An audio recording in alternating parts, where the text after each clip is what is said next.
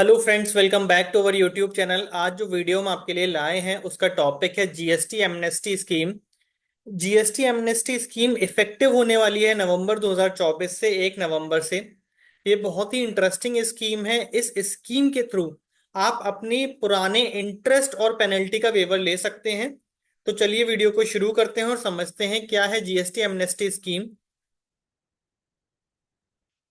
Introduction of GST amnesty scheme. इसकी introduction क्यों की गई, इस स्कीम की क्या इंपॉर्टेंस है, इसमें समझते हैं हम वीडियो में। तो जो जीएसटी आया था वो जुलाई 2017 से आया था।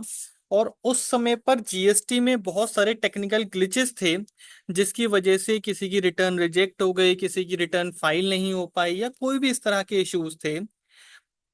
बहुत सारे नोटिफिकेशंस आए थे, जन सडनली चेंजेस हो रहे थे बहुत तेजी से। तो उस वजह से 2017 2018 से 19-20 के बीच में जो initial years of GST implementation थे, उस पीरियड को कंसीडर करते हुए जीएसटी काउंसिल ने एक जीएसटी एमनेस्टी स्कीम लॉन्च करी है, जो कि 1 नवंबर 2024 से एप्लीकेबल होगी। इस स्कीम का पर्पस क्या है? To provide relief to tax payers affected by teething troubles and technical difficulties. क्या बेनिफिट्स हैं इस स्कीम के? ये स्कीम कंप्लाइंस प्रमोट करेगी लोगों में जो कि डिफॉल्ट कर चुके हैं, by encouraging adherence to tax regulations, providing financial relief to tax payers burdened with late fees, enable businesses with cancelled GST registration due to non-filing to re-register, allowing taxpayers to clear pending returns without incurring heavy interest charges, reduces penalties for taxpayers filing overdue GST returns, facilitates the updating of tax record without hefty penalties। इस scheme को कैसे implement कर रहे हैं? तो इस scheme को implement करने के लिए एक सेक्शन 128A और रूल 164 की हेल्प ली गई है। यानी कि इस सेक्शन और इस रूल में इस स्कीम के बारे में डिटेल आउट किया गया है। सेक्शन 128A एक सर्कुलर नंबर नोटिफिकेशन से नोटिफिकेशन नंबर 17/2024 से इफेक्टिव हुआ है 1 नवंबर 24 से। ये नोटिफिकेशन आया था 53rd जीएसटी काउंसिल मीटिंग की रिकमेंडेशन के बाद। फिर 54th जीएसटी काउंसिल मीटिंग में उसके लिए रूल्स यानी कि रूल नंबर 164 रिकमेंड किया गया। वो नोटिफिकेशन नंबर 20/2024 से इम्प्लीमेंट किया है। This rule lays down the procedures, terms, conditions to benefit from section 128A। इस स्कीम का पीरियड क्या है? 1 नवंबर से शुरू होगी और 31 मार्च इसकी टाइमलाइन है। किस किस कौन कौन एलिजिबल है इस स्कीम का फायदा उठाने के लिए? इस स्कीम में जो इंटरेस्ट और पेनल्टी का वेवर मिल रहा है उसके लिए कौन कौन एलिजिबल है? वो लोग जिनको टैक्स पे करना है। क्यों? based on a show cause notice under section 73 subsection 1 or a statement under section 73 subsection 3, an adjudication order under section 73 subsection 9, an order issued by appellate authority or revisionary authority under section 107(11) or 108 subsection 1.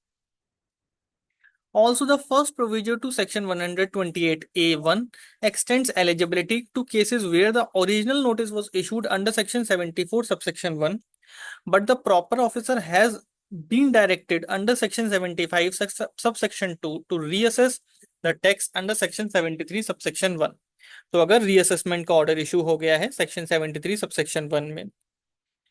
Further eligibility condition क्या है? Notice कब issue होना चाहिए? तो क्या कहते हैं, notice और order must relate to the period from 1 July 17 to 31 March 2020, क्योंकि ये टीथरिंग इश्यूज के लिए है, इनिशियल फेस ऑफ इम्प्लीमेंटेशन के लिए है। Individual must have paid full tax amount stated in the notice, statement और order before the notified date. तो उसने टैक्स का पेमेंट कर दिया हो तभी उसको इंटरेस्ट या पेनल्टी का वेवर मिलेगा। टाइमलाइंस क्या है स्कीम की? The general deadline for the tax payment is 31 March 2025। जो टैक्स पेमेंट का मतलब है पेनल्टी और इंटरेस्ट का जो वेवर मिल रहा है। If the tax is being redetermined under section 73 instead of section 74 based on an order under section 75 subsection 2, the payment deadline will be 6 months from the date The redetermination order is issued by the proper officer under section 73. इस scheme का benefit लेने के लिए application file करने की timeline क्या है? In standard cases the last date for submitting an application for cases involving redetermination, the deadline is 6 months from the date the redetermination order is communicated by the proper officer under section 73. Procedure क्या है इस scheme को avail करने के लिए? सबसे पहले application file करनी होगी सेक्शन 128 सबसेक्शन 1A में। कौन सा फॉर्म है? GST special 01। फिर उसके बाद फॉर वे ये क्या है form? For waiver of notice और statement, for waiver of demand order, appeal, revision order. Application file करनी होगी 128A1A, A1B और A1C में। Form GSTR special 2, show cause notice GSTR special 3, stating reasons for rejection, short payment and hearing date, department issue करेगा। फिर आपको show cause notice का reply देना है GST स्पेशल 4 में, जो कि फाइल होना चाहिए with in one month with supporting documents.